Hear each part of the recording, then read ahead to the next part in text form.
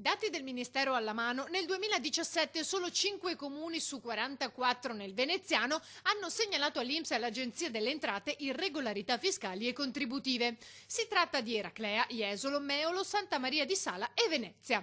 Gli altri non hanno invece sfruttato l'opportunità offerta da un decreto legge del 2005, lo segnala la CGIL. Prevede la possibilità da parte dei comuni di contribuire alla segnalazione di evasione fiscale, evasione contributiva o sommerso in genere, con la scelta fatta allora che l'eventuale recupero dell'evasione fiscale resta completamente al comune e quindi quelle risorse possono entrare in aggiunta al proprio bilancio e purtroppo verifichiamo che non c'è questa volontà da parte dei comuni, che invece potrebbero attraverso questa strada intanto contribuire a una maggiore equità attraverso la lotta all'evasione fiscale, ma soprattutto utilizzare quelle risorse direttamente e completamente al 100% per le attività dei servizi sociali rivolti ai giovani, rivolti ai bimbi, rivolti agli anziani. I gravi problemi dei tagli che ci sono stati in questi anni